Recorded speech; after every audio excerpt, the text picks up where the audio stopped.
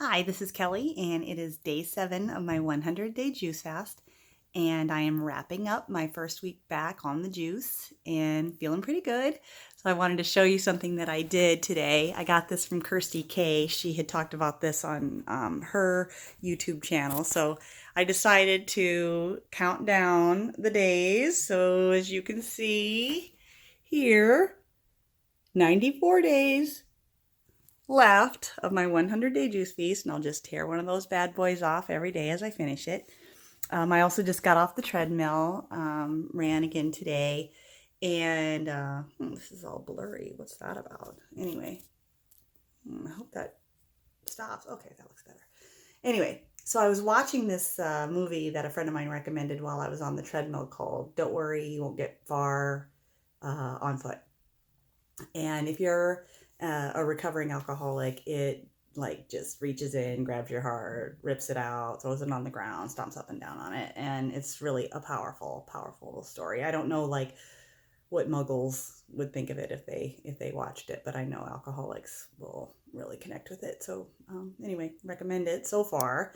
I only watched half. When I was done with my run, I decided to just to stop it, and I'll watch the other half when I run again, just because I don't know, kind of want to take that in small doses anyway. But it did get my mind sort of thinking about something. And one thing that I am reminded of, so this is kind of an extension of what I was talking about yesterday on, like looking back over things that you've overcome and realizing that you have the ability to persevere, that you are stronger than you think you are, that just to remind yourself of the things that you have accomplished, particularly if you have ever accomplished something where you had some false starts, look back on that and maybe learn from that. So in addition to it, just reminding yourself that you're stronger than you think and to see what you've done, but also maybe use that to figure out like how can you apply whatever it was that allowed you to accomplish this other thing to your current situation. So if you're struggling with food addiction, one of the things you can do is look back and see what else have you accomplished, and is there any way that you can apply those skills or what you learned from that to this current situation. Um, Particularly if you ever had things where you had a lot of false starts and you had to start over and over and over, like what was different the last time around, and can you learn something from that? If you've never really battled anything difficult before, what I recommend doing is going and finding someone who has successfully overcome something, and ask them how they did it, and then have the open mindedness and willingness to try what they tried, and just see how it works for you. And if you don't know where to find somebody who has overcome like food addiction, one thing you can do is go to Overeaters Anonymous. There's a lot of great people there, and they already, if you find, but sorry, gosh, but find somebody who has some long-term abstinence from food addiction, and then follow their advice. That's what I recommend. So I do a lot of comparing to my alcoholism and my food addiction because I feel like they're very similar. They come from the same place, like sort of a spiritual malady, or I don't know what you want to call it, but it doesn't matter. Like inside mentally and inside, spiritually and everything, it feels the same to me. The way that I react, the ways that I fail, the fears, what I'm struggling with, it all feels the same to me. And since I have some success with battling alcoholism, I feel like I should be able to use some of the skills that I learned from that and apply it to this. So one of the things that I forgot to mention, at least I don't think I mentioned it in my earlier video, when I was talking about this excursion that Tony and I went on when we were on vacation, we went on this snorkeling trip up to Isla Mujeres near Cancun. And we thought it was going to be like this whole snorkeling tour thing, like an actual snorkeling trip. But it turned out we were really on a Cancun spring break drunken catamaran. And we were stuck on that thing for hours with just people getting drunker and drunker and drunker. And one of the things that I was thinking about was that, that entire time, I never once felt sorry for myself that I couldn't drink, that I couldn't have any of the alcohol. I mean, it came with the price. Everybody could have as much as they wanted. and I didn't want any, and I didn't want to be any of those people, and I didn't feel sorry for myself. In fact, there was this one woman, it was kind of sad. She was like celebrating her 40th birthday. She was there by herself, and she was just like drunk, and she was dancing.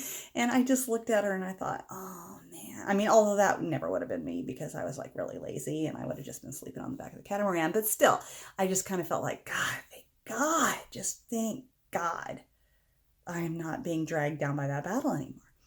But one of the interesting things about that, and why I sort of forgot about that when I was in Mexico, feeling sorry for myself about my food issues, is that I don't really know like what to expect, right? I don't know what's realistic to expect with regard to desiring food when I see it or smell it, because drinking alcohol is not like a natural instinct. I mean, we don't need alcohol to survive, whereas we need food. And so it's a powerful self-preservation mechanism that kicks in. And if we start to starve ourselves or go without, it really kicks in, and it's like going eat because our bodies naturally want to survive.